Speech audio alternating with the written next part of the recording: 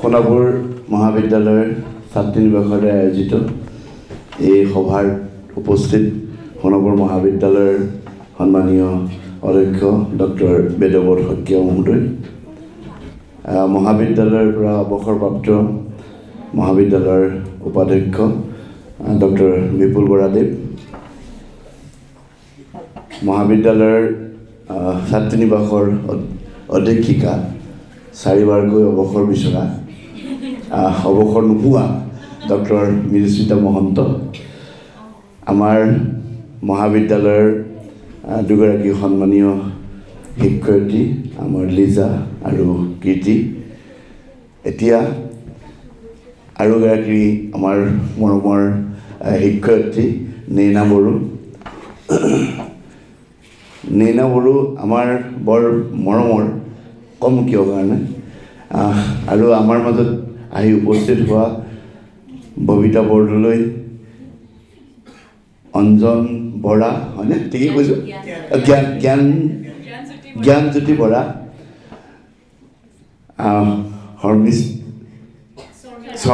শৰ্মিলা আৰু আমাৰ তাজবিন আৰু মৰমৰ ছাত্ৰীসকল, প্ৰথমতে তোমালোক সকলোলৈকে ছাত্ৰীসকলক কৈছোঁ, মোৰ ফালৰ পৰা মই অন্তৰৰ পৰা কৃতজ্ঞতা জনাইছোঁ। তোমালোকে এই ধৰণৰ এটা অনুষ্ঠান অনুষ্ঠিত কৰিছা, আৰু যিটো অনুষ্ঠানত মই আজি এনেধৰণে উপস্থিত হ'বলৈ সুবিধা পাইছোঁ। আমাৰ লগত অজন্তো আছে আৰু উমেশো আছে দেই।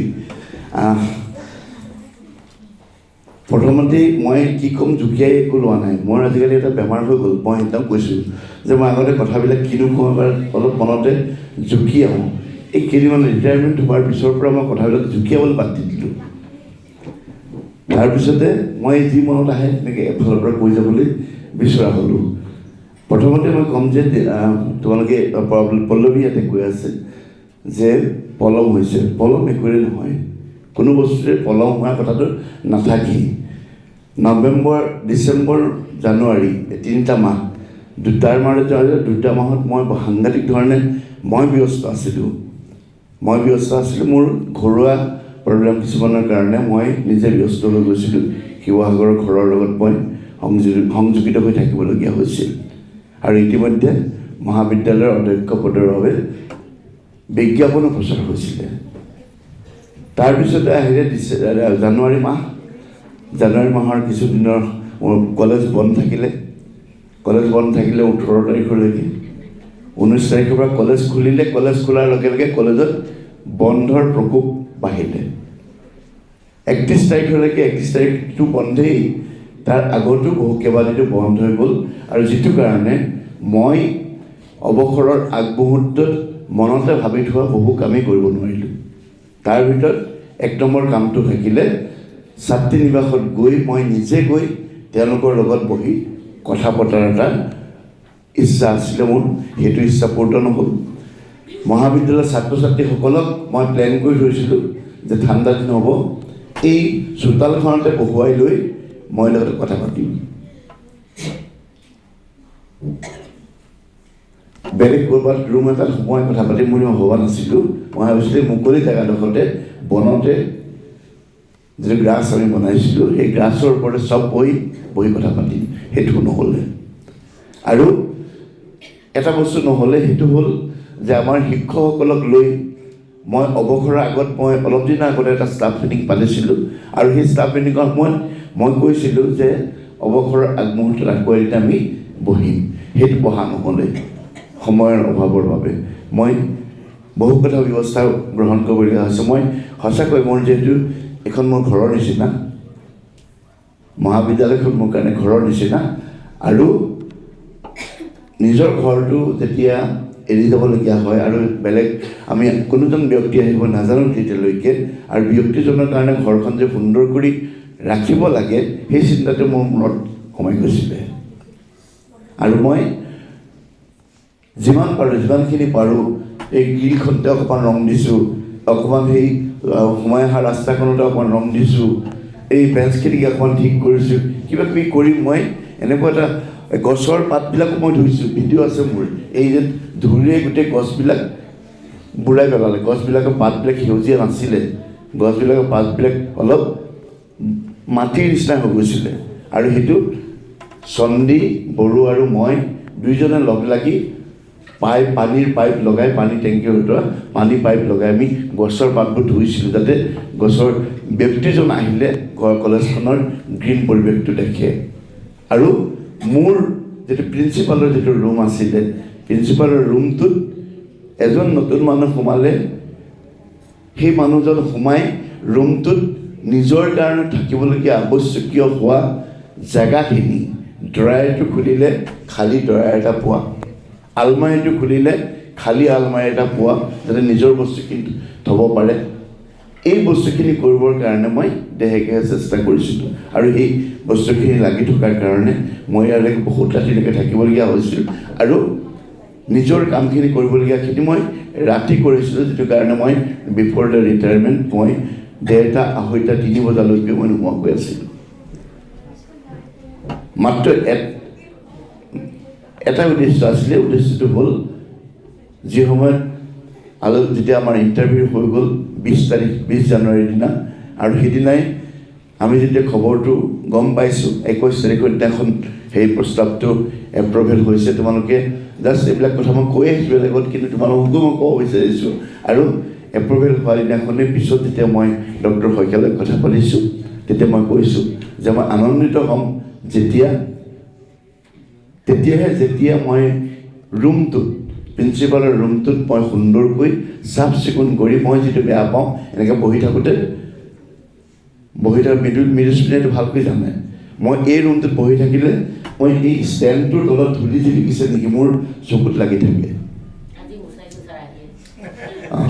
এইডোখৰত বহি থাকিলে গ্লাছখনত ধূলি জিলিকিছে নেকি ক'লা বস্তু এইটোত মোৰ চকুত পৰি থাকে যাতে মই মানুহজনে ব্যক্তিজনে আহিলে ডক্টৰ শইকীয়াই আহিলে এই কথাটো ক'ব নোৱাৰে যে ৰুমটোত ধূলি পৰি আছিলে ৰুমটোত খালী জেগা নাই ৰুমটোত সকলো ড্ৰয়াৰ বন্ধ হৈ আছে এই কথাটো কৰিবলৈ মই বিচৰা নাছিলোঁ আৰু সেইকাৰণে মই তোমালোকৰ ওচৰত গৈ খন্তেক সন্ধিয়া বহিবও নোৱাৰিলোঁ গতিকে সময় কেতিয়াও কাৰ কাৰণে অতীত নহয় এইখিনি আজি যিটো অনুষ্ঠান তোমালোকে পাতিছা এইটো অনুষ্ঠান উপযুক্ত সময়তে তোমালোকে পাতিছা ময়ো এদিন সুবিধা পালোঁ ইয়াত তোমালোকৰ কলেজৰ পৰা ওলাই যোৱাৰ পিছত মই তোমালোকৰ ওচৰতে চিনাকি হ'বলৈ ইয়ালৈ তোমালোকৰ ওচৰত আহি দুষাৰ কথা ক'বলৈ পালোঁ মই আগতে কোৱাহেঁতেন মই ডক্টৰ শইকীয়াৰ কথাখিনি নুশুনিলোহেঁতেন আজি কোৱাৰ কাৰণে মই ডক্টৰ শইকীয়াৰ কথাখিনি শুনিলোঁ গতিকে এই প্ৰত্যেকখন সময়ে আমাৰ জীৱনত বেলেগ বেলেগ ধৰণেৰে প্ৰভাৱ বিস্তাৰ কৰে আৰু সময়খিনি আমি উপযুক্তভাৱে ব্যৱহাৰ কৰাটো আটাইতকৈ উচিত মোৰ হাঁহিটোৰ কথা কৈ আছে মানে কেনেকুৱা হাঁহি মই নিজেও নাজানো কিন্তু মই মোৰ বিদায়ৰ সময়ত এজন ছাত্ৰই এখন ফটো দিছিলে ফটোখনত মই থিয় হৈ আছোঁ পকেটত হাত ভৰাই আছোঁ এটা বৰ ধুনীয়া হাঁহি মাৰি আছোঁ মই নিজেই কৈছোঁ হাঁহি মৰাৰ ফটোখন মই কৈছোঁ ফটোখন বস্তু ইমানেই দিছে মোক ইমান বস্তু দিব নাপায় নহয় বহু বস্তু দিছে তাৰপিছত তাৰ বস্তুখিনি মই জাপি থৈ দিছোঁ ভালকৈ তাৰ ফটোখন মই ক'লোঁ যে ফটোখন মোৰ বিচনাৰ কাষত ওলমাই দিয়ে আৰু ফটোখন চাই মই ঘৰত কৈছোঁ মই এই হাঁহিটো কেনেকৈ মাৰিব পাৰিছিলোঁ মই প্ৰকৃততে এইটো হাঁহি মাৰিছিলোঁ নেকি আগতে মোৰ নলেজৰ পৰা হাঁহিটো নাইকিয়া হ'ল হাঁহিটো নাইকিয়া হোৱাৰ কাৰণটো বেলেগ নাছিলে এতিয়া মোৰ হাঁহিটো আকৌ আহিছে সেই সময়তে মোৰ ওপৰত থকা যে মানসিক হেঁচা সেই হেঁচাটোৰ কাৰণে কিছুদিন মোৰ হাঁহিটো নাইকিয়া হৈছিলে আৰু সেইটো কোনেও অনুধাৱন কৰিছে জানানে আমাৰ এগৰাকী শিক্ষয়িত্ৰী আজি বহুদিন হ'ল এইখন মহাবিদ্যালয়ৰ পৰা তেওঁ ৰিটায়াৰ কৰি গ'ল শ্ৰদ্ধা মৰমী বৰদলৈ এডুকেশ্যন ডিপাৰ্টমেণ্টৰ সিদিনা মিটিঙলৈ আহি মোক কৈ থৈ গ'ল যে আপোনাৰ এসপ্তাহমান আগৰ পৰা যিবিলাক ফটো চটো আপুনি দি আছে আপোনাৰ হাঁহিটো নাই আগৰ মই বোলো ইউ আৰ ৰাইট আপুনি ঠিক কৈছে মোৰ যিটো প্ৰেছাৰ ইয়াত আছে প্ৰেছাৰটোৰ কাৰণে মোৰ মুখখনৰ পৰা হাঁহিটো ভালকৈ ওলাব পৰা নাই সেই হাঁহিটো যিটো আগতে ওলাইছিলে সেইটো নাম পদিনা হাঁহি এইটো ববিতা বৰদলৈয়ে জানে এইটো মিনিংটো কি মই নাজানো হোষ্টেলত মোৰ হাঁহিটোৰ নাম ববিতা বৰদলৈয়ে দিছিলে পদিনা হাঁহি মোৰ ওচৰত এইটো ইনফৰ্মেশ্যন আহি গ'ল আৰু প্ৰত্যেকটো ইনফৰ্মেশ্যনে মোৰ ওচৰত আহে। তাৰপিছত এইটো ইনফৰ্মেশ্যন মই পাইছিলোঁ যে প্ৰিন্সিপালৰ হাঁহিটো পুদিনা হাঁহি, পুদিনা হাঁহিটো চাগে ভাল হাঁহি সদায় কয় চাগে নাজানো আৰু।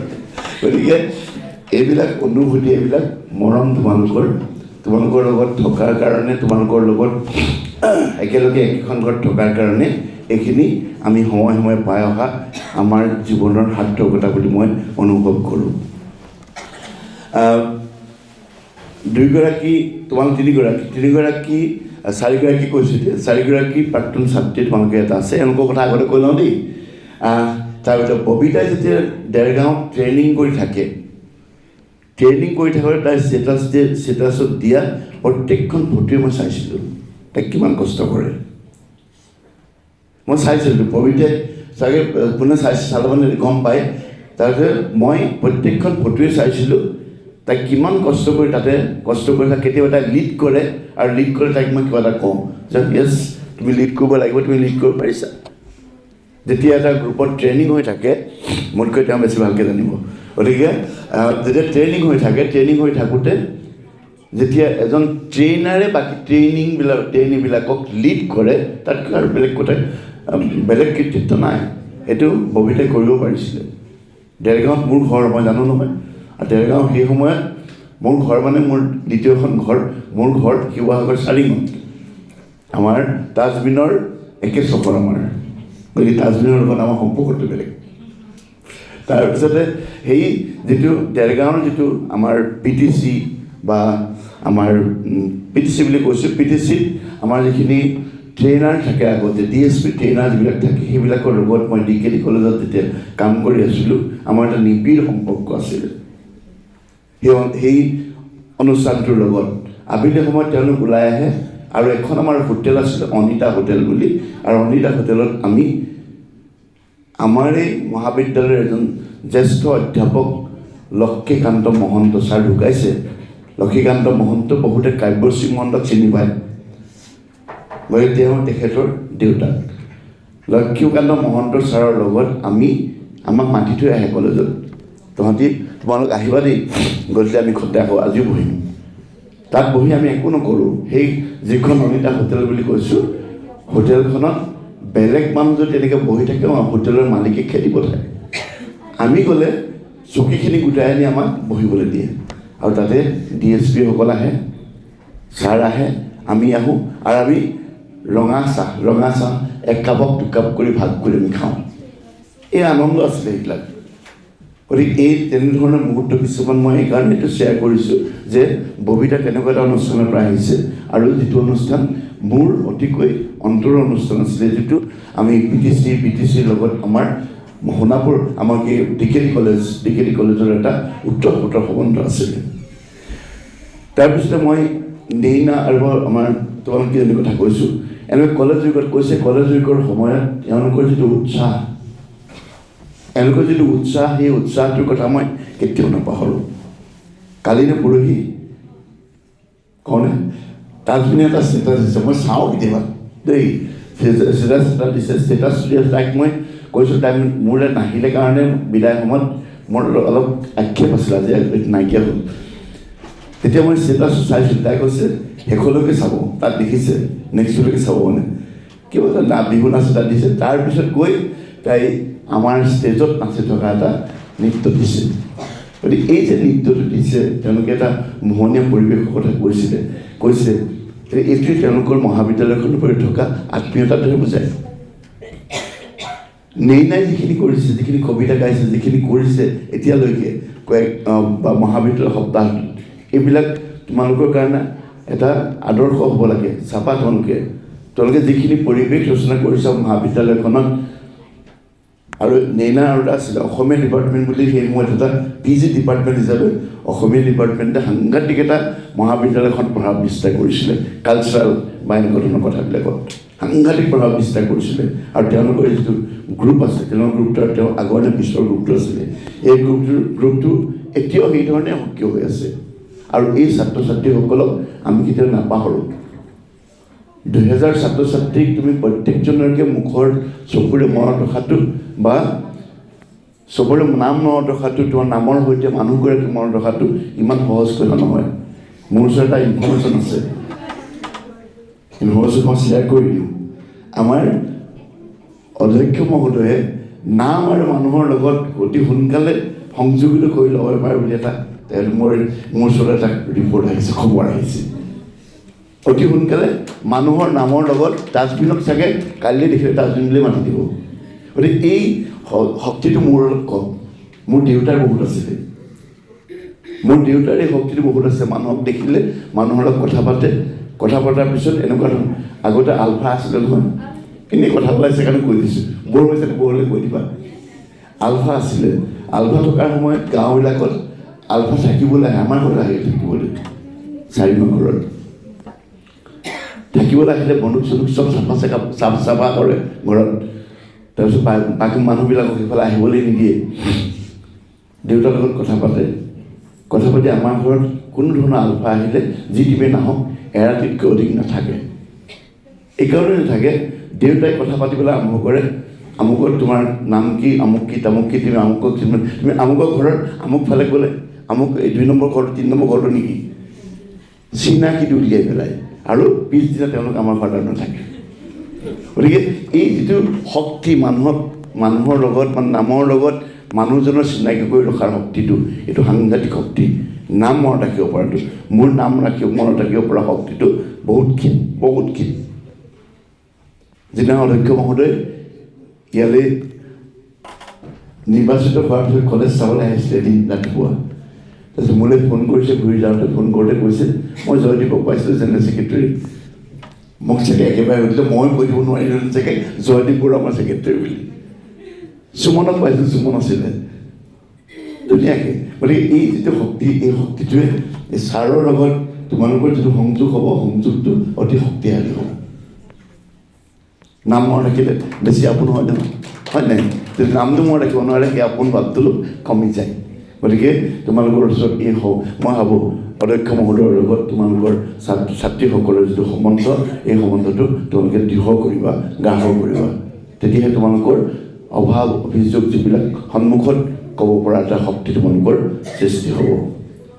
1980 চনত মই মেট্ৰিক পাছ কৰিছোঁ, তোমালোকৰ কাৰো জন্ম হোৱা নাই। 1980 চনত মই মেট্ৰিক পাছ কৰিছোঁ, আৰু 80 চনৰ পৰাই চনতে মই কলেজত ঘৰৰ পৰা ওলাইছোঁ, হোষ্টেললৈ গৈছোঁ, আৰু আজিলৈকে মই ঘৰত সোমোৱা নাই। এতিয়া আছোঁ ঘৰত, কিন্তু মই অৰিজিনেল ঘৰটোৰ কথা কৈছোঁ। ঘৰত মই সোমোৱা নাই, আলহী হিচাপে যাওঁ। গতিকে এই যিটো জাৰ্ণি জীৱনৰ, অধ্যক্ষ মহোদয়ে ধুনীয়াকৈ কৈছে যে মহাবিদ্যালয় এখনৰ শিক্ষানুষ্ঠান এটাৰ যদি আমি ছাত্ৰী নিবাসত বা ছাত্ৰাবাসত নাথাকোঁ, থাকিবলৈ যদি আমি সুবিধা গ্ৰহণ কৰিব নোৱাৰোঁ, তেনেহ'লে আমি জীৱনত বহুত বস্তুৱেই হেৰুৱাই পেলাওঁ। আমি বহু ক্ষেত্ৰত আমি দেখোঁ, আমাৰতো আছে আজিকালি গ্ৰুপ লাৰ্ণিঙৰ কথাটো বহুত থাকে আজিকালি।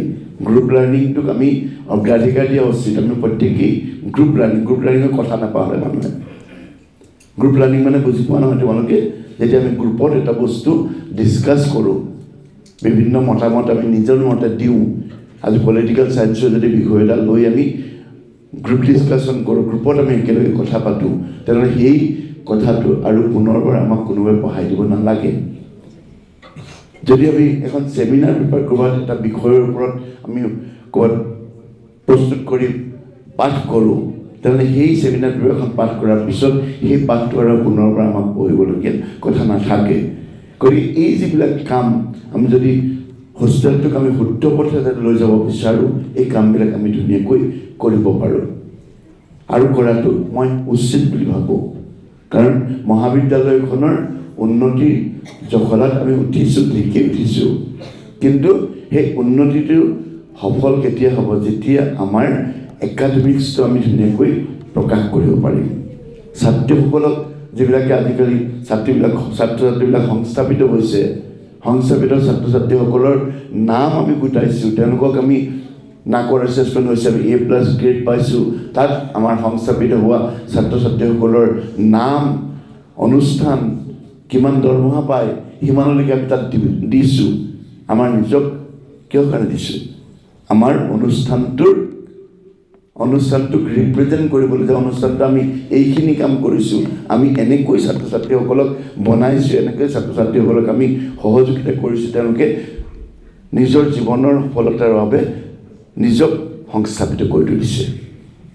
গতিকে আমি আমাৰ দায়িত্ব বুলি ভবাটো উচিত। প্ৰত্যেকজন ছাত্ৰ ছাত্ৰীয়ে নিজৰ যিটো দায়িত্ব আছে তো আছেই, ঘৰখনৰ যিটো দায়িত্ব আছে তোমালোকৰ ওপৰত অৰ্পিত কৰিছে এইটোতো আছেই, কিন্তু তাৰ উপৰিও তোমালোকৰ আটাইতকৈ ডাঙৰ দায়িত্বটো হ'ব যে তোমালোকৰ নিজৰ মহাবিদ্যালয়খন। এইখন তোমালোক যিমান ভাল হৈ থাকিব ছাত্ৰ ছাত্ৰীসকল, সিমানেই মহাবিদ্যালয়খনৰ সুনাম থাকিব। আমি যেতিয়া হোষ্টেলৰ মিটিঙত আমি বহোঁ, মিটিঙত বহিলে আমি সদায় এটা কথা কৈ থাকোঁ যে আমি মিলনপুৰত অৱস্থিত, গাঁৱত অৱস্থিত এখন মহাবিদ্যালয়। আৰু মিলনপুৰৰ যিটো ৰাস্তাৰে আমি অহা যোৱা কৰোঁ, মেইন ৰাস্তাৰ পৰা কলেজলৈকে 800 মিটাৰ ৰাস্তা, এই 800 মিটাৰ ৰাস্তা অহা যোৱা কৰাৰ সময়ত যি 14-15-20 ঘৰ মানুহ আমাৰ ৰাস্তাৰ কাষত আছে, যিসকলে আমাক সদায় দেখি থাকে, তেওঁলোকে গৰ্ব কৰাটো উচিত যে সোণাপুৰ কলেজৰ হোষ্টেলৰ ছাত্ৰীসকলে আহিছে, চিন্তা কৰিবলগীয়া কথা একো নাথাকে। যদি এনেকুৱা কথা শুনিবলৈ পাওঁ, আমি এই কথাটো আমি হোষ্টেলত সদায় কওঁ যে এই হোষ্টেলৰ ছোৱালীখিনি আহিছে ওলাই, এইটো আমি কেতিয়াও নিবিচাৰোঁ। আমি বিচাৰোঁ যে প্ৰত্যেকেই কওক যে সোণাপুৰ কলেজৰ ছোৱালীকেইজনী আহিছে, সিহঁতে আহিলে দেখি ভাল লাগে। সিহঁতে আহিলেহে ৰাস্তাত আমাৰ আবেলি সিহঁতক দেখিলে আমাৰ দিনটো ভাল হোৱা যেন লাগে। এই কথাবিলাক যেতিয়া আমাৰ কাণত পৰিব, তেতিয়া আমি জানিম যে আমাৰ ইয়াতে যিটো আধ্যাত্মিক শিক্ষা আমি যিটো দি আছোঁ, যিটো আমি বৌদ্ধিক জ্ঞান আমি দিবলৈ চেষ্টা কৰিছোঁ, এইখিনি সফল হৈছে। আদাৰৱাইজ আমি ফেইলাৰ। আৰু আমি উত্তীৰ্ণ হৈছোঁ নাই, আমি ছাকচেছফুল হৈছোঁ নে আমি ফেইলাৰ হৈছোঁ, এই বস্তুটো নিৰ্ভৰ কৰিব। কোনে জাজ কৰিব? তোমালোকৰ ছাকচেছে জাজ কৰিব। আমাৰ চাৰিওফালে থকা পৰিৱেশত চাৰিওফালে থকা ব্যক্তিসকলে তোমালোকৰ ওপৰত কৰা মতামতৰ ওপৰত নিৰ্ভৰ কৰিব। তোমালোকে আনক দেখুওৱা তোমালোকৰ ব্যৱহাৰৰ ওপৰত নিৰ্ভৰ কৰিব। আমি সদায় এটা কথা কওঁ যে সোণাপুৰ অধ্যক্ষ মহোদয়ৰ কাৰণে কৈছোঁ মই কথাটো, যে আমাৰ সোণাপুৰ মহাবিদ্যালয়ৰ ছাত্ৰ ছাত্ৰীসকলক আমি সদায় এটা শিক্ষা দিছিলোঁ। এই শিক্ষাটো হ'ল যে এজন অচিনাকি ব্যক্তি যদি মহাবিদ্যালয়ত তোমালোকে দেখা, সেই মানুহজনক আমাৰ নিজৰ আলহী নিচিনাকৈ তোমালোকে ব্যৱহাৰ কৰিবা। তেওঁলোকক কাক বিচাৰিছে, কিয় আহিছে, কি কৰি দিব পাৰিম, এই সোধাৰ দায়িত্বটো ছাত্ৰ ছাত্ৰীসকলে লোৱাটো আমি সদায় বিচাৰোঁ, আৰু সেই শিক্ষাটো আমি ছাত্ৰ ছাত্ৰীসকলক দিছিলোঁ। আৰু মই যিদিনাখন আমাৰ অধ্যক্ষ মহোদয় মহাবিদ্যালয় আহিছিলে, ৰাতিপুৱা সময়ত 26 জানুৱাৰীৰ আগতে 24 তাৰিখে আহিছে মষ্ট প্ৰবেবলি। 24 তাৰিখে আহোঁতে তেখেতে মোক সুধিলে যে মই কলেজলৈ যাব বিচাৰিছোঁ, ছাৰ অনুমতি? মোৰ অনুমতিৰ কোনো প্ৰয়োজন নাই নহয়, আপুনি কলেজখন চাবলৈ আহিছে, আহক, ভাল পাব। তেতিয়া মই জানো যে ইয়াতে NCC ল'ৰাবিলাকে প্ৰেক্টিছ কৰি আছে। মই কিন্তু কোনো ছাত্ৰকে কোৱা নাই যে আমাৰ নৱনিৰ্বাচিত অধ্যক্ষ মহোদয় মহাবিদ্যালয়খনলৈ আহিব। তেখেত ইয়াতে আহিছে, মোক পিছত যিটো খবৰ দিলে, তেখেতে চালে, গোটেইখিনি চাওঁতে তেওঁলোকে ভাবি আছে যে কোন আহিছে। পিছত সুমন আছিলে, সুমন ৰয় আমাৰ কমাৰ্চৰ, তেওঁ লগ পালে, তেওঁ লগ পাই তেওঁক নিজৰ ডিপাৰ্টমেণ্টলৈ লৈ গ'ল, একাপ চাহো খুৱাইছে কিজানি। তাৰপিছতে আমাৰ জেনেৰেল ছেক্ৰেটাৰীৰ লগত লগ লাগিলে, ছাত্ৰ ছাত্ৰীসকলৰ লগত লগ লাগিলে, কথা পাতিলে। তেতিয়া মই গধূলি যেতিয়া তেখেতক মই খবৰ ল'লোঁ আবেলি ঘূৰি যাওঁতে, তেতিয়া মই সুধিছোঁ, মোৰ পৰীক্ষাটোত মই উত্তীৰ্ণ হৈছোঁনে? পৰীক্ষাটো হ'ল যে মোৰ ছাত্ৰ ছাত্ৰীসকলে অচিনাকি মানুহ এজনৰ লগত, ব্যক্তি এজনৰ লগত কথা পাতিছেনে নাই? তেখেতে কৈছে আপুনি ছাকচেছফুল। এইটোৱেই তোমালোকৰ, মোৰ ছাকচেছ নহ'লে ইট ইজ ইয়'ৰ ছাকচেছ। আৰু এই ছাকচেছ হোৱাটো মই সদায় কল্পনা কৰোঁ, সদায় মনত ভাবোঁ। আৰু ডক্টৰ বৰাদেৱে কৈছে যে এইখন সোণাপুৰ মহাবিদ্যালয়ত 12 চনত যেতিয়া মই অধ্যক্ষ হিচাপে নিৰ্বাচিত হৈ আহিছিলোঁ, আৰু যিখন মহাবিদ্যালয়ত ডক্টৰ বিপুল বৰা, ডক্টৰ বিমান পাটোৱাৰী, ডক্টৰ ধৰ্মৰাম ডেকা আৰু যিসকল ব্যক্তি আমাৰ মাজত ওলাই গৈছে, তেখেতসকলে যেনেধৰণে গুৰি ধৰি এইখন মহাবিদ্যালয়ত যিটো চালুকীয়া অৱস্থাৰে আহি আমি 91 চনৰ পৰা 12 চন পালোহি। সেই যুদ্ধটোৰ কথা আমি কেতিয়াও পাহৰি যাব নালাগে। আমি কোনেও তোমালোকে আহিছা যদি আমি এটা অনুষ্ঠানৰ হিষ্ট্ৰী নাজানো, যদি আমাৰ যিটো অনুষ্ঠানত আমি শিক্ষা গ্ৰহণ কৰিছোঁ সেই অনুষ্ঠানটোৰ বিষয়ে আমি হিষ্ট্ৰী নাজানো, আগতে কি ঘটিছিল, কি বৰ্তমান ঘটি আছে জানিবলৈ যদি ইচ্ছা নকৰোঁ, তেনেহ'লে আমাৰ শিক্ষাটো অধৰুৱা হৈ ৰ'ব। আমি মহাবিদ্যালয়ৰ শিক্ষকসকলৰ বিষয়ে কিছু কথা জনাটো বৰ জৰুৰী। মই ছায়েন্সৰ ছাত্ৰ আছিলোঁ, মই শিৱসাগৰ কলেজ জয়সাগৰত পঢ়িছিলোঁ, কিন্তু মোৰ খবৰ পলিটিকেল ছায়েন্সৰ হেডজনেও লয়। এইকাৰণেই লয়, মোক তোমালোকে ইয়াত যেনেকৈ দেখিছোঁ মই তেনেকৈ আছিলোঁ।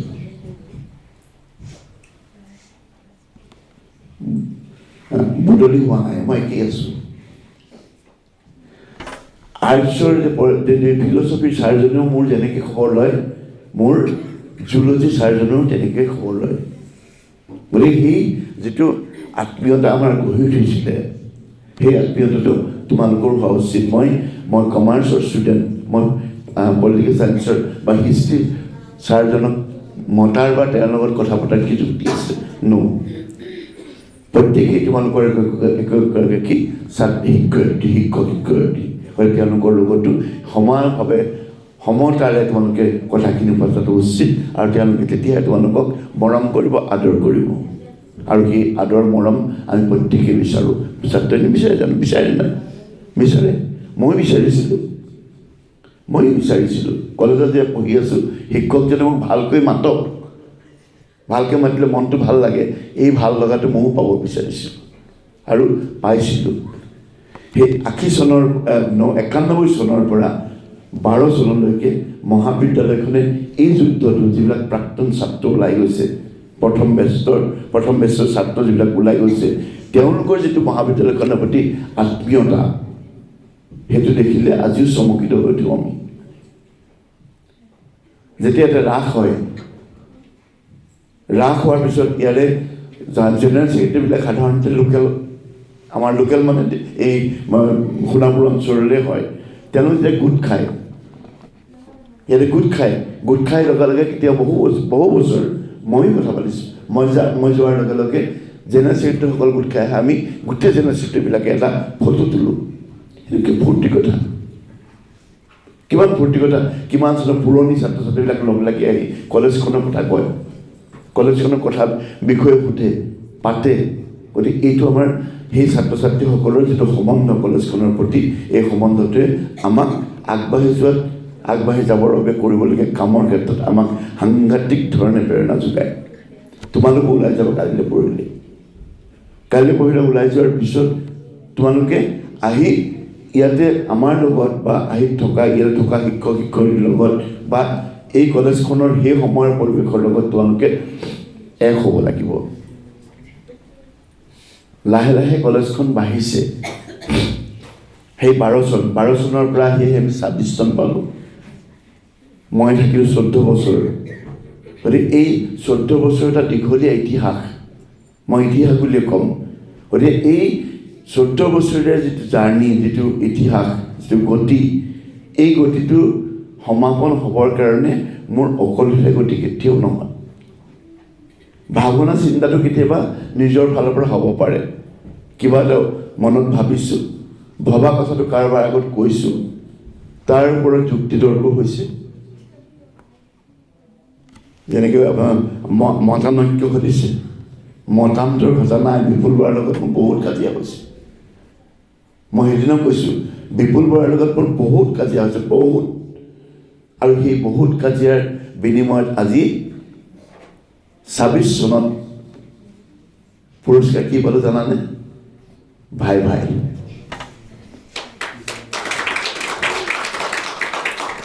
যেতিয়া জ্যেষ্ঠ নাগৰিক সন্থাই যিখন ইয়াতে সভা পাতিছিলে, মই নাজানো, মোৰ কাৰণে মোক এখন গামোচা দিব বুলি মই ভবাই নাছিলোঁ। পিকনিক খাবলৈ মাতিছিলে, মই পিকনিক খাবলৈ আহিলোঁ। পিকনিক খাবলৈ আহি তাতে দেখি তেনেকৈ মোক গামোচা দিছে, সম্বৰ্ধনা জনাই কৈছে কিবা এটা ক'ব লাগে। মই ছাডেনলি কিবা এটা ক'লোঁ, কোৱাৰ পিছত মই যাবলগীয়া হ'ল। যোৱাৰ পিছত বৰাদেৱক এইটো কথা কৈছে। আৰু মই ৰিটায়াৰ হোৱা পিছত আমাৰ ঘৰত আমাৰ পৰিবাৰে সদায় এটা কথা কৈ থাকে, বিপুল বৰা অকলশৰীয়া হ'ল। অকলশৰীয়া মানে সেইটো কথা কোৱা নাই। কলেজখনলৈ আহিলে মই বিপুলৰ দুয়োটাই একেলগে আহিব নাপাম। এতিয়া কেতিয়াবা বিপুল বৰা আহিব, কেতিয়াবা মই আহিম। গতিকে দুয়োটা অকলে আহিবলগীয়া হ'ব। আগতে আমি একেলগে থাকিছিলোঁ। গতিকে এই যিটো ভাৱ, যিবিলাক পৰিৱৰ্তন সময়ৰ লগত আমি যুদ্ধও কৰিব লাগিব, বন্ধুত্বও কৰিব লাগিব, আমি একেলগে উমৈহতীয়া চিন্তাও কৰিব লাগিব, বেলেগ বেলেগ চিন্তা কৰি এটা উমৈহতীয়া দিশ দিব লাগিব। তোমালোকে 10জনে 10টা চিন্তা কৰি 10টা চিন্তাক এটা কৰিব পৰা ক্ষমতাটো আমাৰ থাকিব লাগিব। আমাৰ কলেজৰ ক্ষেত্ৰতে মই কি কথা কৈছোঁ, সন্মানীয় শিক্ষক শিক্ষয়িত্ৰীসকলৰ মনত বিভিন্ন ধৰণৰ চিন্তা আলোড়িত হ'ব। আৰু সেই আলোড়িত হোৱা চিন্তাবিলাকক 10টা 20টা 30টা আমাৰ ইমান মানুহ আছে, প্ৰত্যেকৰে চিন্তাৰ দিশ বেলেগ বেলেগ হ'ব। আৰু বেলেগ বেলেগ হোৱা দিশবিলাকৰ চিন্তাবিলাকক আমি এটা কৰি এটা দিশত আগবঢ়াই দিবৰ কাৰণে আমি কচৰৎ কৰিব লাগিব, কষ্ট কৰিব লাগিব। আৰু তেতিয়াহে আমাৰ ভৱিষ্যতটো সুন্দৰ হ'ব। আমি যেতিয়া ওপৰলৈ চাওঁ, আমি চবেইতো ওপৰলৈ চাবলৈ বিচাৰোঁ ন? আমি আগলৈ চাব বিচাৰোঁ, ওপৰলৈ চাব বিচাৰোঁ, আগলৈ যাব বিচাৰোঁ। আগলৈ যাবলৈ আমাক লক্ষ্য টিকটক কৰিব লাগিব। ওপৰলৈ চাবৰ কাৰণে আমি আমাৰ ভৰিটো মাটিত থাকিব লাগিব। আমি ভৰিটো দাঙিটো ওপৰ চাবলৈ নোৱাৰোঁ ন? গতিকে আমি আমাৰ বেছটো বনাব লাগিব। আমি এতিয়ালৈকে এইখন মহাবিদ্যালয়খনৰ ভেটিটো নিৰ্মাণ কৰি আছে। আমি যাবলৈ বহুত দূৰ বাকী আছে, বহুত দূৰ বাকী আছে। গতিকে মই সিদিনাও কৈছোঁ, এইখন সোণাপুৰ মহাবিদ্যালয়ে বিশ্ববিদ্যালয় পৰ্যায় পাব লাগিব। আৰু সেই বিশ্ববিদ্যালয় পৰ্যায় পাবৰ কাৰণে এতিয়ালৈকে যিমানখিনি কাম হৈছে, এই কামখিনি এটা ভেটি স্থাপন হৈছে। এই ভেটিৰ ওপৰত থিয় হৈ আমি আগলৈ চাব লাগিব, ওপৰলৈ চাব লাগিব, মূৰ দাঙি চাব লাগিব। গতিকে এই চাবৰ কাৰণে তোমালোক শক্তি। আজি নেইনা কালিলৈকে তাত বহি আছিলে, আজি নেইনা আমাৰ লগত এইফালে বহিছে। মই ছাত্ৰ ছাত্ৰীসকলৰ প্ৰত্যেকখন সভাতে মই এটা অনুৰোধ কৰোঁ যে আজি তোমালোক ইফালে বহিছা, মই আশা কৰিম আৰু মই ইচ্ছা কৰিম যে তোমালোক আহি এইফালে বহা আমাৰ লগত। এতিয়া আমাৰ লগত বহিবৰ কাৰণে আজিকালি বহু কষ্ট কৰিবলগীয়া হয়। সেই কষ্টখন তোমালোকে কৰিব লাগিব। গতিকে ইয়াতে মই ছাত্ৰ ছাত্ৰীসকলক কৈছোঁ, আমি যিটো মহাবিদ্যালয়খনৰ ভেটি নিৰ্মাণ কৰি উলিয়াইছোঁ, আমি যিসকল ব্যক্তি সমাজৰ প্ৰত্যেকজন ব্যক্তিয়ে এইখন মহাবিদ্যালয় উত্তৰণৰ বাবে বহু আশাৰে বাট চাই আছে, বহুত আশাৰে। যিবিলাক মানুহক তোমালোকে ৰাস্তাত দেখা যে বয়সস্থ মানুহ, যিবিলাক মিলনপুৰত দেখা, সেই বয়সস্থ ব্যক্তিসকলে মহাবিদ্যালয়খনৰ উত্তৰণ আশা কৰে। সেইদিনাখন মহাবিদ্যালয় জইন কৰিবলৈ অহা দিনাখন আমাৰ ডক্টৰ শইকীয়াই নামঘৰত এগছি চাকি দিছে, এখন শৰাই দিছে। মই তেতিয়া কৈছোঁ, মইচোন এখন শৰাই নিদিলোঁ 14 বছৰত। মোৰ মনত নাহিলে এইটো কথা। গৈছোঁ অনুষ্ঠানত, কিন্তু মইতো এখন শৰাই দিয়া নাই, দিব নোৱাৰিলোঁ। তেখেতে এই মনত ভাবিলে আমি সমাজত থাকিব লাগিব। আৰু মই আহোঁতে মোৰ ভাগ্য কিমান ভাল চাবা তোমালোকে। সেইদিনা আমাৰ অধ্যক্ষ মহোদয়ৰ যেতিয়া কাৰ্যভাৰ গ্ৰহণ হ'ব, সেইদিনাখন মই সময়টো মিলাই আহিছোঁ, এঘণ্টামান হাতত লৈ মই ঘৰৰ পৰা ওলাই আহিছোঁ। ওলাই আহি ট্ৰেফিক জাম, সম্পূৰ্ণ ট্ৰেফিক জাম। মই ভাবিলোঁ আজি 11 বজাৰ মিটিং, মই 12:30 আগত কেতিয়াও নাপাওঁগৈ। কিন্তু ভাগ্য ভাল, মই আহি অলপ সোনকালে পালোঁ। আৰু পাওঁতে মই শৰাই দিয়া জেগাত নাপালোঁ। গোপিনীসকল নামঘৰৰ পৰা ওলাই আহিছে, মই গাড়ীখন ৰাখিছোঁ। আৰু তেতিয়া মই সুধিছোঁ যে আপোনালোকৰ কামখিনি ভালকৈ হ'লনে? বোলে ভালকৈ হ'ল, প্ৰসাদ খওক বুলি কৈছে। মোক প্ৰসাদ দিছে, আৰু প্ৰসাদ দি এটা কথাই কৈছে, যাতে নতুন ছাৰে আপোনাৰ নিচিনাকৈ যাতে কলেজখনক আৰু আগবঢ়াই লৈ যাব পাৰে, মোৰ আপোনালোকে আশীষ প্ৰদান কৰিব। সংযোগটো তেনেকৈ হয়। মই ইটো অনুষ্ঠান মিছ কৰিলোঁ, কিন্তু মই আশীৰ্বাদ দিয়া গোপিনীসকলক মিছ নকৰিলোঁ, পাই গ'লোঁ। গতিকে আশীৰ্বাদ আমাৰ ওপৰত, আমি নজনাকৈ বৰ বেলেগ ধৰণে আমাৰ ওপৰত মানুহৰ আশীৰ্বাদ আছে, আশীষ আছে, হাতখন আমাৰ মূৰৰ ওপৰত আছে। গতিকে মই হৈছোঁ অকণমান অনুভূতিটো আহিয়ে যায়। অনুভূতিটো মই আগতে এদিন কৈছোঁ যে অনুভূতিটো এইকাৰণে নহয় যে মই অধ্যক্ষ পদটো এৰিছোঁ, এইটো কেতিয়াও নহয় দেই। চাকৰি কৰিছোঁ, চাকৰি এৰিব লাগিব। আমাৰ মহাবিদ্যালয়ৰ গভৰ্ণিং বডিৰ সভাপতি ডক্টৰ জিতেন দত্ত ছাৰে সদায় কিছুমান কথা কয়। ছাৰে আমাক সোধে যে 30 নম্বৰ পালে কিয় পাছ কৰে পৰীক্ষাত। মই কথাটো বেলেগ এটা কথালৈ কওঁ, 60 নম্বৰ পালে ফাৰ্ষ্ট ডিভিজন কিয় পায়, 80 নম্বৰ পালে লেটাৰ কিয় পায়। ছাৰে কয় যে 30 নম্বৰলৈকে কুৱেশ্যন পেপাৰ ছেটিং কৰোঁতে এনেকুৱা আছে যে 30 নম্বৰলৈকে এনেকুৱা ধৰণৰ কুৱেশ্যন থাকিব যে যিকোনো ল'ৰাই 30 নম্বৰ এটেম্প কৰিব পাৰি, পাছ কৰি যাব পাৰে। 45% পাবৰ কাৰণে তাতকৈ বেছি কষ্ট কৰিব লাগিব অকণমান। সেইকাৰণে তাৰ কুৱেশ্যনবিলাক 45% পাবৰ কাৰণে কুৱেশ্যনবিলাক বেলেগ ধৰণৰ হ'ব। 30টো কৰিবই, বাকী 15 নম্বৰ কুৱেশ্যনটো অলপ বেলেগ ধৰণৰ হ'ব। 45ৰ পৰা 60লৈকে 15 নম্বৰ, আৰু সেই 15 নম্বৰ প্ৰশ্নটো আৰু অকণ কঠিন হ'ব, যাতে তেওঁলোকৰ যিটো কিমান শিকিলে এইটো চাবৰ কাৰণে সেই 15 নম্বৰে আমাক সহায় কৰিব। 80 নম্বৰটো তেনেকুৱা। তেতিয়া আমাক কৈছিলে 60 বছৰত কিয় ৰিটায়াৰ কৰে, যে 60 বছৰ ৰিটায়াৰ কৰে এইকাৰণেই যে আগৰ কিছুমান নিয়ম আছে, নিয়মবিলাক বাদ দি এডুকেশ্যন লাইনৰ পৰা কৈছে যে 60 বছৰলৈকে মানুহৰ কাৰ্য দক্ষতা থাকে, 60 বছৰলৈকে মানুহৰ কাৰ্য দক্ষতা থাকে, আৰু 60 বছৰলৈকে তেওঁ বিভিন্ন ধৰণেৰে চিন্তা ভাৱনাবিলাক আগবঢ়াই লৈ যাব পাৰে। তাৰপিছত লাহে লাহে বৃদ্ধ বয়স আহে। আজিৰ যুগত নাহে, মই বৃদ্ধ জানো, মই নহয় চাগে। গতিকে এই ধৰণৰ কথাবিলাক হয়, আৰু সেই 60 বছৰ বয়সত মানুহ ৰিটায়াৰ হয়, আৰু সেই ৰিটায়াৰমেণ্টত মানুহে দুখ কৰিবলগীয়া একো নাথাকে। জন্ম হ'লে মৃত্যু হ'ব, মৃত্যুলৈ ভয় কৰিলে হ'ব জানো? হোমেন বৰগোহাঁয়ে কৈছিলে মানুহ আটাইতকৈ ভয় কৰা বস্তু হৈছে মৃত্যু ভয়। তেখেতে লিখিছিলে যে মানুহৰ আটাইতকৈ ভয় লগা কথাটো হয় মৃত্যু। মানে মৃত্যু হওক, ভাবে মই মৰিলে একো নহয় দে, কিন্তু সেই মানুহজনৰ আটাইতকৈ বেছি ভয় মৰিবলৈ। মানুহ মৰিবলৈ বহুত ভয় কৰে, কিন্তু মৰিবতো লাগিব। গতিকে আমি ৰিটায়াৰ হৈছোঁ, ৰিটায়াৰ হোৱাৰ লগত আমাৰ কোনো ধৰণৰ অন্তৰত দুখ নাই, কিন্তু সদায় এটা দুখ থাকিব। সেই দুখটো হ'ল তোমালোকক কেনেকৈ নাপাম, যে তোমালোকক কেনেকৈ নাপাম। তোমালোকৰ পিছত বেটছ ছোৱালী আহিব, সেই ছোৱালীয়ে মোক চিনি নাপাব,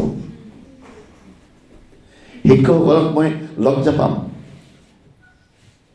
নতুন শিক্ষক আহিব, তেওঁলোকক মই চিনি নাপাম, তেওঁলোকে মোক চিনি নোপোৱা হ'ব। এইখন মহাবিদ্যালয়ত মই লাহে লাহে অচিনাকি হ'ম। সেইকাৰণে দুখ লাগে মানুহৰ। ইয়াত যে অকণমান অনুভূতিপূৰ্ণ হৈ যায়, যে মানুহবিলাক আৱেগিক হৈ যায়, অকল সেই কথাবিলাকৰ কাৰণে হয়। মই ডক্টৰ বৰাকটো সুধি থাকোঁ, ৰিটায়াৰ হোৱাৰ পিছত আপোনাৰ অনুভৱটো কেনেকুৱা আছিলে? মইতো ৰিটায়াৰ হৈছোঁ এতিয়া। সেইদিনা মই কৈছোঁ কথাটো, যে তেতিয়া কৈছোঁ যে মই যিখিনি কথা কৈছোঁ, এই কথাবিলাকে তেখেতে অলপ বেলেগ ধৰণে কৈছিলে। পানী খাওঁ। গতিকে এই কথাবিলাক এনেকুৱা ধৰণে আমি দেখিবলৈ হৈছে নেকি? কথা ক'লে কৈ থাকিবলৈ মন যায় যে বৰ দিগদাৰ।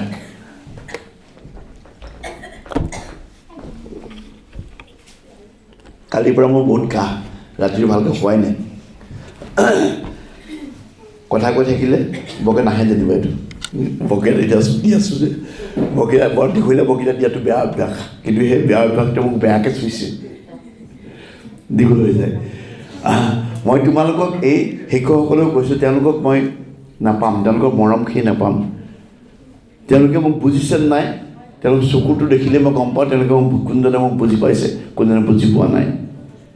তেওঁলোকক দেখিলেই মই চিনি পাওঁ। মোৰ ৰুমত যেতিয়া সোমাই, তেতিয়া মই চিনি পালে কি সমস্যালৈ মোৰ ওচৰলৈ আহিছে।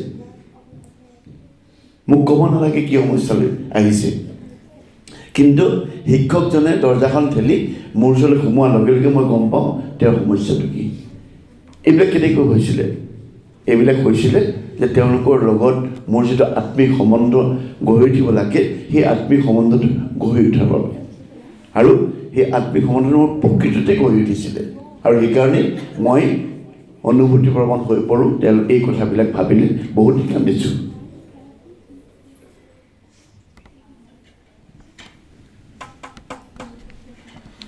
বহুদিন কান্দিছোঁ এইকাৰণেই,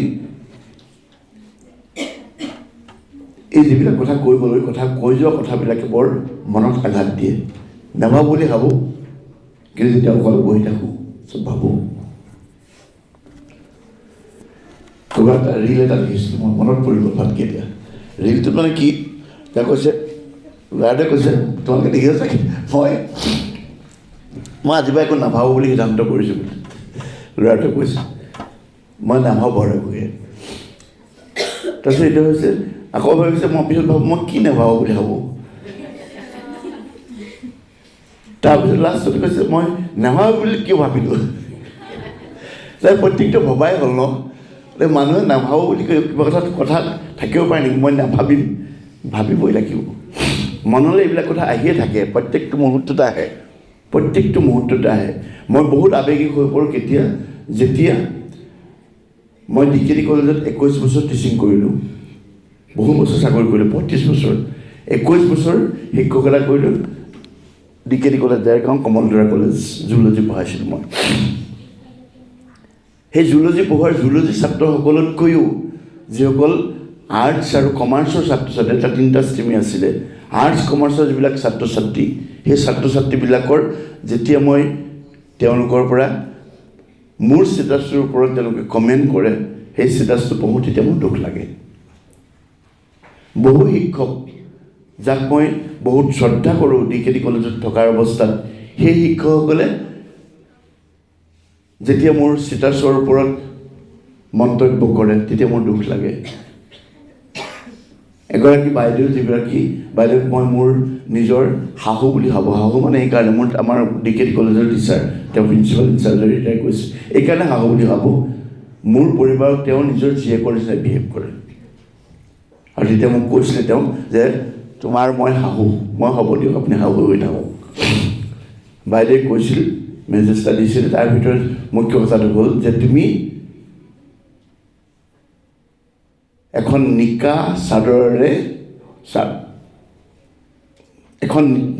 চাদৰৰ উম লৈ তুমি অৱসৰ গ্ৰহণ কৰিলা।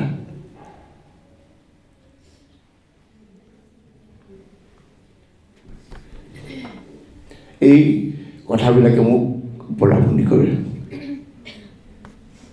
হোষ্টেলৰ মিটিং হৈ থকা নাই, এখন বেলেগ মিটিং হৈ গ'ল, কিন্তু মোৰ মনত আৰু চাগে কলেজত আৰু এনেকুৱা ধৰণৰ কথা ক'বলৈ চান্স নাপাম, এইখন লাষ্ট। গতিকে মোৰ মনত অহা এতিয়ালৈকে ঘটি থকা ঘটনাবিলাক ভিতৰত বহুত ঘটনা পৰিঘটনা ঘটি আছে নহয়। এই ঘটনা পৰিঘটনাবিলাক তেওঁলোকক কোৱা নাই, মোৰ পৰা ব্যক্ত কৰিছোঁ। মোৰ পৰা কথাবিলাক মই উলিয়াই দিব বিচাৰিছোঁ, যাতে মই অলপ এই আৱেগবিলাকৰ পৰা বাহিৰত থাকিব পাৰোঁ। মানুহৰ আৱেগে কেতিয়াবা বিবেকক অলপ আঘাত কৰে, গতিকে সেই আৱেগবিলাকৰ পৰা আঁতৰি থাকিব পাৰিলে ভাল।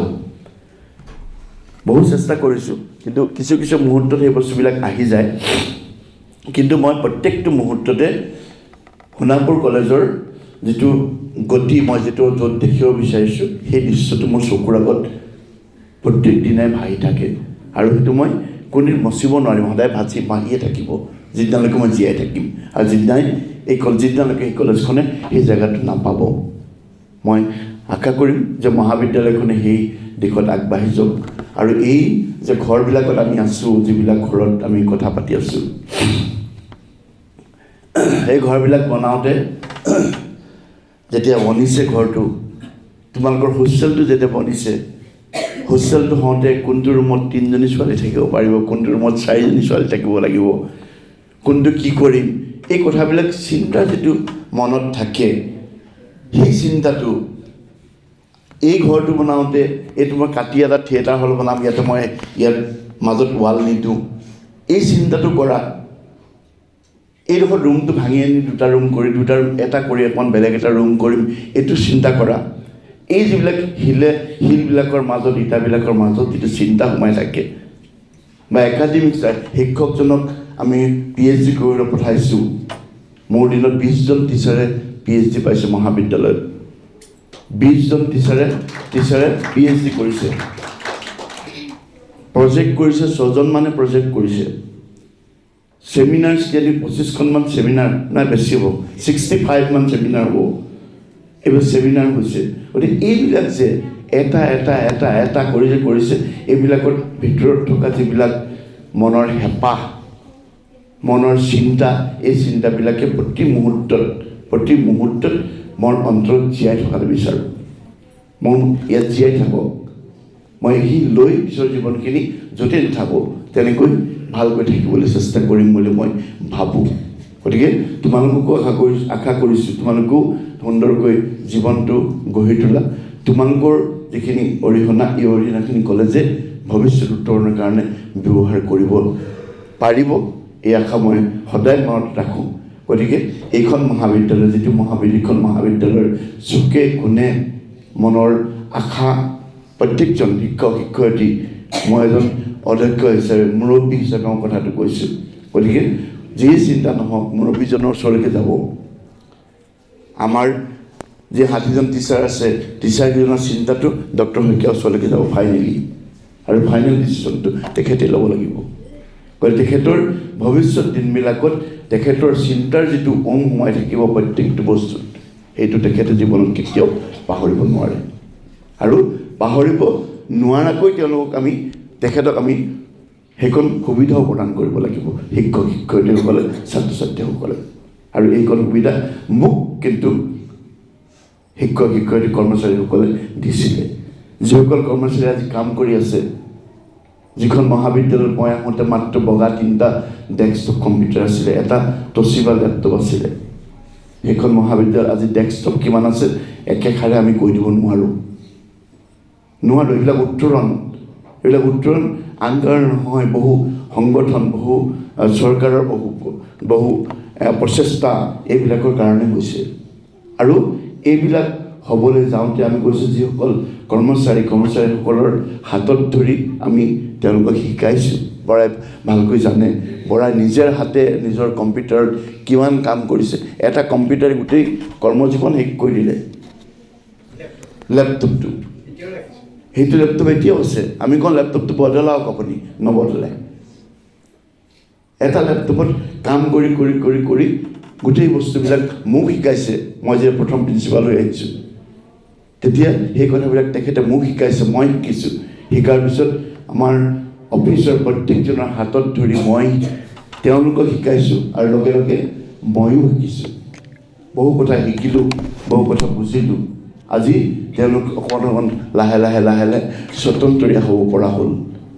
মহাবিদ্যালয়ৰ শিক্ষকসকল বেলেগ চিন্তাৰ তেওঁলোকে উদ্ভাসিত হ'ল, বেলেগ বস্তু মহাবিদ্যালয়খনত সংযোজিত হ'ল। এইবিলাক কথা মই বিদায় মিটিঙত এখনো কোৱা নাই, এটা শব্দও মই কোৱা নাই। মোৰ বিদায় মিটিঙত মহাবিদ্যালয়খনত মই থকা দিনত কি হ'ল, মই এটা ৱৰ্ডো কোৱা নাই, মই জানি শুনি কোৱা নাই। মহাবিদ্যালয়ে কি উত্তৰণ কৰিলে, কি হ'ল, মই নাই কোৱা। মই কৈছিলোঁ মাত্ৰ এটা কথা, যে নাকৰ 2টা এছেছমেণ্ট কৰিছিলোঁ, এটাত আমি A+ গ্ৰেড পাইছোঁ, আৰু আমি মহাবিদ্যালয় অট'নমি পাইছোঁ। এই 2টা কথা কৈছোঁ মই। তাৰ সলনি মই এটা কথাও কোৱা নাই। আজি মই কৈছোঁ, তোমালোক ছাত্ৰ ছাত্ৰী, সেইকাৰণে কৈছোঁ, তোমালোকক ক'লে মোৰ লাভ হ'ব। কি লাভ হ'ব? এজন অধ্যক্ষ বুলি কৈছোঁ মহাবিদ্যালয়ৰ কাৰণে, কিন্তু বেলেগ এটা অফিচত যেতিয়া কাম কৰিবা, অফিচত মুৰব্বী হিচাপে কাম কৰিবা, মুৰব্বী হিচাপে কাম কৰিলে এই কথাবিলাকে তোমালোকক সহায় কৰিব। অফিচটো যে তোমালোকলৈ চাব, এজন মুৰব্বীলৈ চাব যে অফিচটো এনেকৈ কৰিব লাগে, তেতিয়া তোমালোকক এসময়ত কোনোবা এটা 26 চনৰ ফেব্ৰুৱাৰী মাহৰ আজি 13 তাৰিখে কোনোবা এজন ব্যক্তিয়ে এনেকৈ ধৰণৰ কথা কৈছিলে। এই কথাবিলাকে মোৰ মনত সজীৱ হৈ আছে, আৰু এই মই কামখিনি এনেকৈ কৰিব লাগে, সেইকাৰণেহে কৈছোঁ।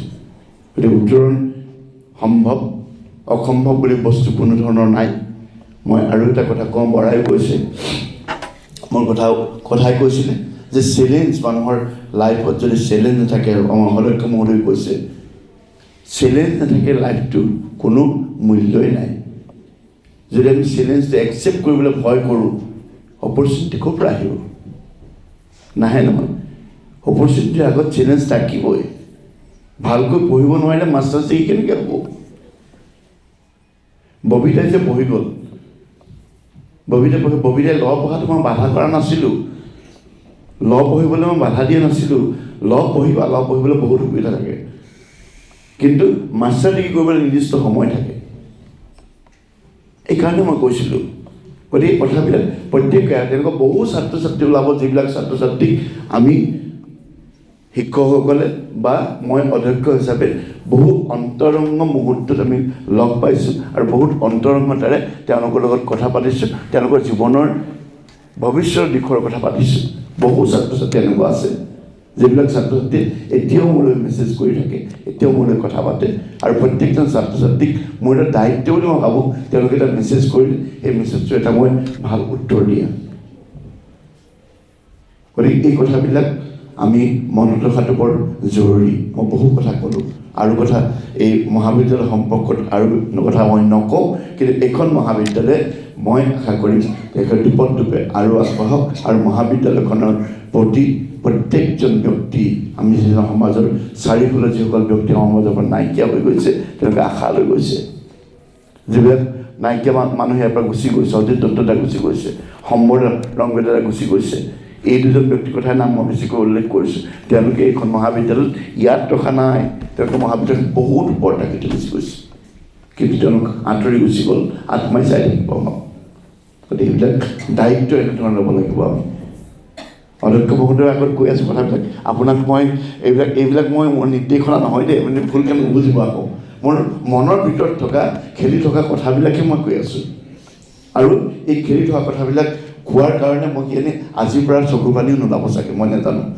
কিন্তু মই যেতিয়াই কথা কিছুমান চাওঁ, আজি কোনোবা এজন এটা মেছেজ দিছে, মেছেজটোত আমাৰ নতুন অধ্যক্ষ আৰু মোৰ দুইজনেই দেশতে সাৱট ধৰি দুইজনৰ মুখলৈ চাই থকা এখন ফটো, মোলৈ এটা মেছেজ আহিছে, আৰু মেছেজটোত সুন্দৰকৈ তলত কেইটামান কথা লিখিছে। মই বহুত আৱেগিক হৈ গ'লোঁ। সেই ফটোখন বেলেগ একো নহয়, মনত আছে আপোনাৰ ফটোখন, দুইখন ফটোত আমি দুজনে ধৰি আছোঁ, আৰু ক'তো কোনো চোৱা নাই, তেখেতে মোৰ মুখলৈ আছে, মই তেখেতৰ মুখলৈ, চিনেমাৰ নিচিনা হৈ আছে। সেই ফটোখন কোট কৰি তেখেতে এটা সুন্দৰ মোলৈ মেছেজ দিছে। সেই মেছেজটো মোক আজি, মই হস্পিটেলত বহি আছোঁ, মোৰ এগৰাকী সম্বন্ধীয় মানুহ হস্পিটেলত আছে, হস্পিটেলত বহি থাকোঁতে মই তাতে চকীখন বহি থাকোঁতে মোৰ চকু পানী ওলাই গৈছে, ইমান আৱেগিক এটা মেছেজ দিছে। এইবিলাকে কি বুজায়? এই যিটো আৱেগিক, আমাৰ দুজনৰ সম্পৰ্কৰ যিটো আৱেগিক সম্পৰ্ক কথা কৈ দিলে তেওঁ, এই আৱেগটো মই মোৰ মাজত নাৰাখোঁ, এতিয়া মই তেখেতক দি দিম, আৰু তেখেতক দি দিছোঁ, মই দি দিছোঁ যি লাগে, মোৰ ফালৰ পৰা মই যেনেকৈ যি কৰিব লাগে, everything I will do. This is the promise to you. কেতিয়াও কুণ্ঠাবোধ নকৰোঁ, মোৰ ফালৰ পৰা এই মহাবিদ্যালয়খনৰ উত্তৰণৰ কাৰণে কিবা যদি কৰিবলগীয়া থাকে, at any time you can ask me, you can instruct me as the principal. গতিকে আপুনি কৰিব পাৰে, আৰু that will be followed very strictly from my side. এইটো মোৰ এচিউৰেঞ্চ। গতিকে মই ছাত্ৰীসকলক এটা কথা কওঁ, তোমাৰ গ্ৰুপৰ পৰা মই ওলালোঁ, তোমালোকৰ দুটা গ্ৰুপ আছে, গতিকে গ্ৰুপটোত আমি যেতিয়া মই প্ৰথমতে কম বুলি ভাবিছিলোঁ যে গ্ৰুপটোত যেতিয়া আমি খুব চিৰিয়াছ কথা পাতি থাকোঁ, তেতিয়া এটা মেছেজ আহি যায়, ডিম কোনে খাবি?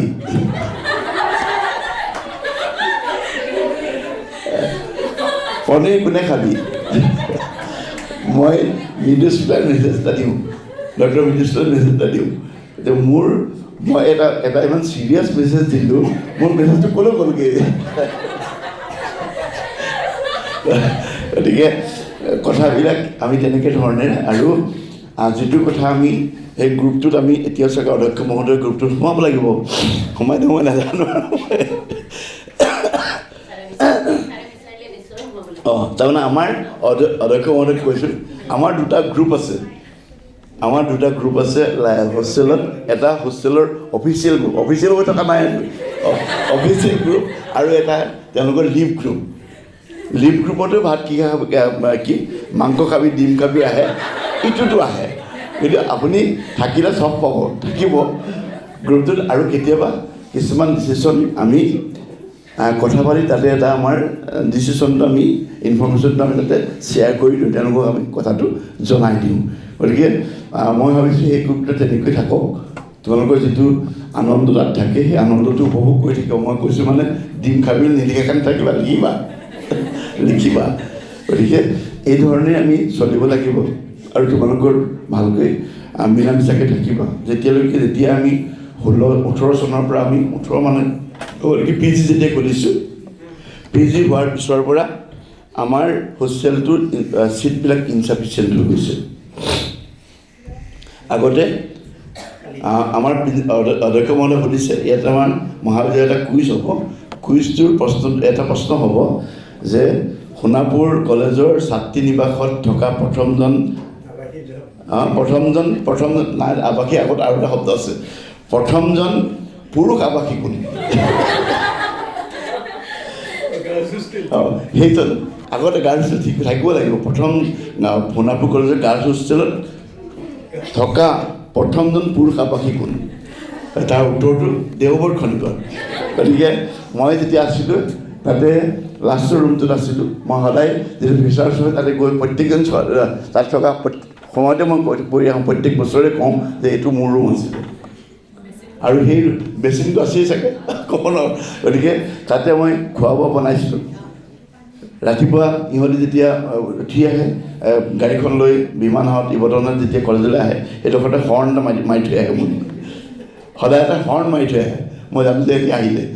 তাৰপিছত মই লাহেকৈ ওলাই আহোঁ, থাকিলোঁ। আমাৰ পৰিয়ালো আছিলে কেইদিনমান ইয়াতে আহি, ৰাজ আছিল, সৰু ল'ৰাটো সি আছিলে। গতিকে আমি সেই ঘৰটোত এনেধৰণে মোৰ সম্বন্ধ স্থাপিত হৈ আছে।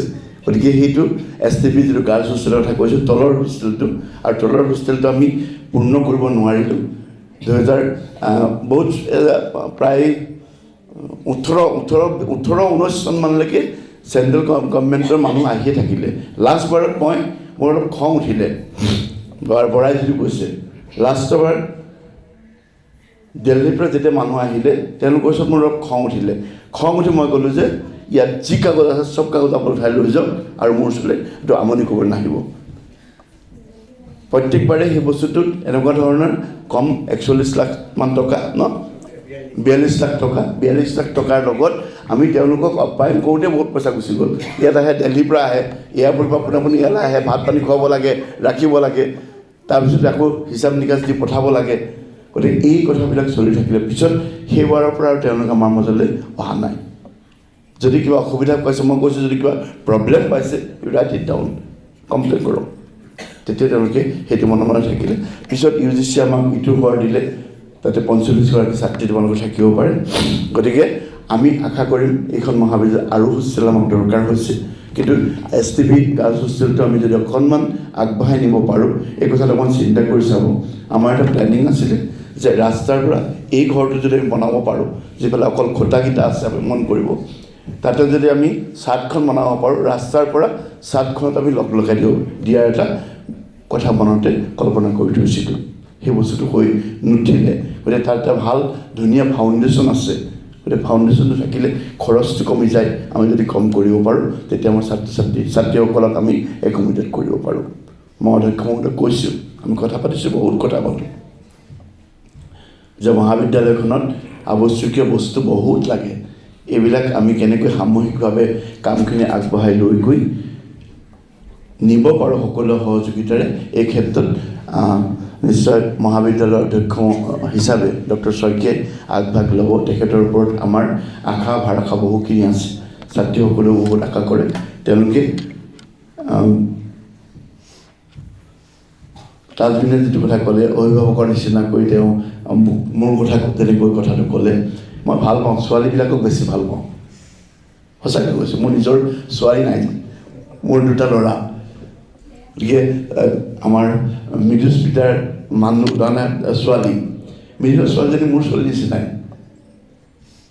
মই ইমান মৰম কৰোঁ ধৰ্ম ডেকাৰ ছাৰৰ ছোৱালী দুজনী সেই ছোৱালীজনী মোৰ কাৰণে মৰি যাব পাৰে ইমান মৰম কৰোঁ ইহঁতক মই এনেকুৱা বহুত আছে বহুত ছাত্ৰী আৰু বহুত ছাত্ৰী আছে যিবিলাক ছাত্ৰীক মই বহুত সাংঘাতিক ধৰণে ভাল পাওঁ সিহঁতি মোক তেনেধৰণে ভাল পায় গতিকে এই ভাল পোৱা যিটো সৃষ্টি হৈছে তোমালোকৰ লগত মোৰ এই ভাল পোৱাটো সদায় বৰ্তি থাকিব আৰু তোমালোকে মই সদায় এটা কথা কৈ যাওঁ আজিও কৈ যাওঁ তোমালোকক মই নামাতিব পাৰোঁ তোমালোকৰ ড্ৰেছটো বদলি হ'লে এপিৰিয়েঞ্চটো বদলি হ'লে তোমাক চিনি পোৱাটো অকণ অসুবিধা হৈ যায় গতিকে যেতিয়া তোমালোকক কাষেৰে পাৰ হৈ যাম তোমালোকৰ ফালৰ পৰা আগতে মাত মতাটো মই বহুত বিচাৰোঁ যাক চিনি পাওঁ তাকতো মাতিমেই আৰু চিনি নাপালেও পদিনা হাঁহিটো পাবা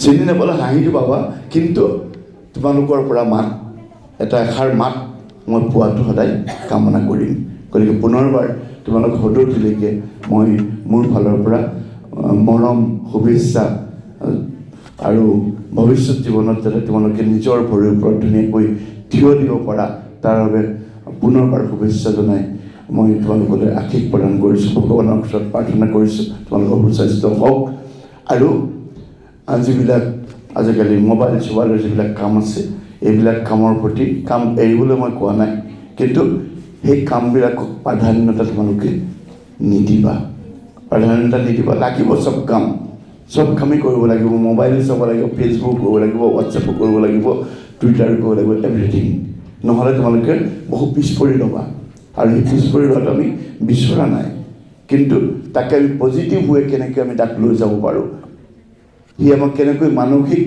শক্তি দিব পাৰে এই কথাখিনি আমি পজিটিভভাৱে চিন্তা কৰি ল'ব লাগে মই সেইকাৰণেই কৈছোঁ তোমালোকৰ মহাবিদ্যালয়ত তোমালোকৰ হোষ্টেলত ইণ্টাৰনেটৰ ব্যৱস্থা এতিয়া চলি আছে মই নাজানো আছে চলি আছে গতিকে ইণ্টাৰনেটৰ ব্যৱস্থা আছে ছাৰে নিশ্চয় ইণ্টাৰনেটটো শক্তিশালী কৰিব গতিকে ইণ্টাৰনেটটো ব্যৱস্থাটো তোমালোকৰ যিটো আছে তাক সদব্যৱহাৰ কৰিবা তাৰ কাৰণে আমি বহু টকা দিওঁ তোমালোকে যদি ইণ্টাৰনেট ব্যৱহাৰ কৰি আছা এতিয়ালৈকে আমি কোৱাৰ্টাৰলি 36,000 rupees দিওঁ গতিকে এনেই আমি বস্তুটো নাপাওঁ তোমালোকৰ ফিজৰ পইচা মই সদায় কওঁ এখন বেঞ্চ ভাঙিলে আৰু বেঞ্চখন ৰিপেয়াৰ কৰিবৰ কাৰণে যিটো পইচা লাগে পইচাটো তোমালোকৰ হোষ্টেলত লাইটৰ ফেনখন চলাই থৈ যে তোমালোক ঘৰলৈ গুচি যোৱা ফেনখন চলিলে কাৰেণ্টটো যে পুৰে তাৰ পইচাটো তোমালোকৰ ফিজৰ পইচা তোমালোকৰ ঘৰৰ পইচা ঘৰত কষ্ট কৰি ঘটি দিয়া পইচা মোৰ দৰমহাৰ পইচা তুমি মই বিল নিদিওঁ জানো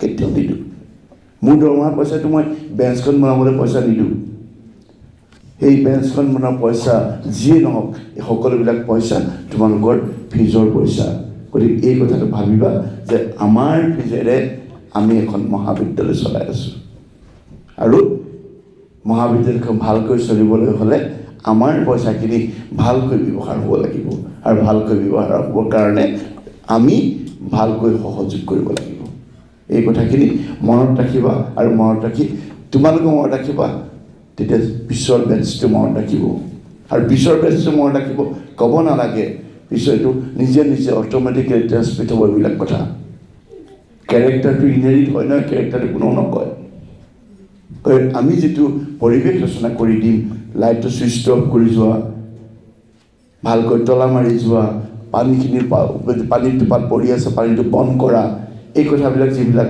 কৰা যায় এইবিলাক পিছৰ জেনেৰেশ্যন তাক অনুকৰণ কৰে আৰু অনুকৰণ কৰি গৈ থাকিলে তাক আৰু বেলেগকৈ পিছৰখিনি শিকাব নালাগে লাৰ্ণিং বিহেভিয়াৰ বুলি কয় এইটো জুলজি আমি এইবিলাক পঢ়াইছোঁ আৰু প্ৰেক্টিকেলো কৰাইছোঁ লাৰ্ণিং বিহেভিয়াৰ এইবিলাক তাৰমানে কৰি শিকিব লাগিব কৰি শিকিলে যিটো বস্তু যাব সেইটো বস্তু তেনেকৈ যাব খুব মন যায় আমাৰ ৰুমা হেণ্ডিক বুলি এগৰাকী বাইদেউ আছিলে হেড আছিলে আমাৰ লাইফ চায়েন্স ডিব্ৰুগড় ইউনিভাৰ্চিটিত তেওঁ এটা প্ৰজেক্টৰ কাৰণে কুকুৰা পুহিছিলে কুকুৰাকেইটা পুহি থাকিলে তেওঁ যেতিয়া ইউনিভাৰ্চিটিলৈ আহে কুকুৰাকেইটা তেওঁৰ লগত ঘূৰি ফুৰে তেওঁৰ যেতিয়া টেবুলত বহি থাকে কাষত কুকুৰাকেইটা বহি থাকে সেইবোৰ বিহেভিয়াৰ তেওঁৰ লগত থাকি তেওঁৰ লগটো নেৰাই হৈ থাকিলে গতিকে এই কথাবিলাক এনেধৰণে ট্ৰেন্সমিট হ'ব জোৰ কৰি কোনেও কৰিব নোৱাৰে দেখি দেখি দেখি ঢেকি ঢেকি শিকিব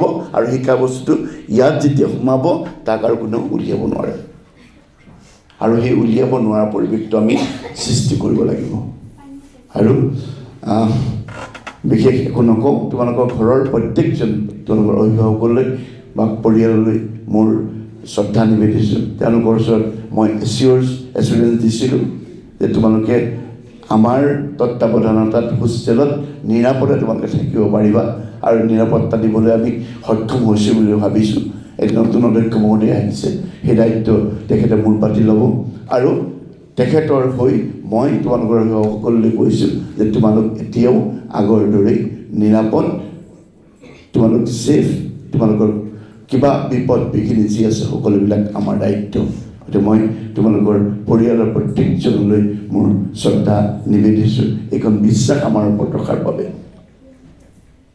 আৰু এই বিশ্বাস অদূৰ ভৱিষ্যতেও এনেধৰণে চলি থাকিব আৰু নেইনাৰ নিচিনা পকা মিস্ত্ৰী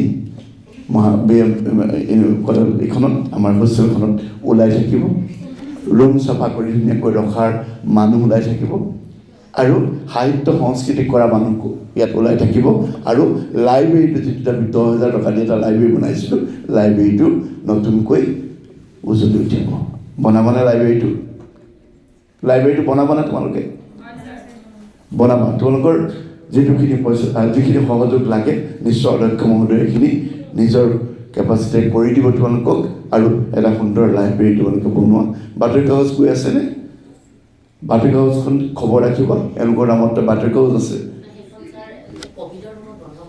এই কাগজ এতিয়া ইয়াৰ পৰা হ'লেও এখন কাগজৰ ব্যৱস্থা কৰি দিবলৈ মই অনুৰোধ কৰিছোঁ দুখন বাতৰি কাগজ তেওঁলোকক অসমীয়া এখন ইংৰাজী এখন তেওঁলোকক কৰি দিব পাৰিলে ভাল হয় গতিকে এই ইনফৰ্মেশ্যনখিনি পাব লাগিব দেশৰ সময়ৰ লগত আমি আগবাঢ়ি যাব লাগিব পুনৰবাৰ মই পল্লৱীলৈ ধন্যবাদ জনাইছোঁ পল্লৱী যিহেতু মনিট্ৰেছ হিচাপে সকলোৰে হৈ ধন্যবাদ প্ৰথমতে দিছোঁ যে গোটেইখিনি এৰেঞ্জ কৰাৰ বাবে আৰু মোক এইখন সুবিধা প্ৰদান কৰি তোমালোকে এইখিনি বহুত দীঘলীয়া কথা ক'লোঁ এই কথাখিনি কোৱাৰ সুবিধা প্ৰদান কৰাৰ কাৰণে আৰু তোমালোক সকলোৰে আৰু শিক্ষক শিক্ষয়িত্ৰী অধ্যক্ষ মহোদয় বিপুল বৰাদেৱ সকলোৰে উত্তৰোত্তৰ উন্নতি কামনা কৰি মোৰ বক্তব্য সামৰণি মাৰিছোঁ আৰু ইমান দীঘলীয়া বক্তৃতা দিয়া মানুহ আৰু কিজানি তোমালোকে নাপাবা গতিকে সহ্য কৰিলে এইখিনিৰ কাৰণে মই তোমালোকলৈ ধন্যবাদ জ্ঞাপন কৰিছোঁ ধন্যবাদ আমাৰ আৰু এটি সম্বৰ্ধনা অনুষ্ঠান হৈ গৈছে পূৰ্ণালী আৰু মৃণালিনী ছাৰক সম্বৰ্ধনা জনাব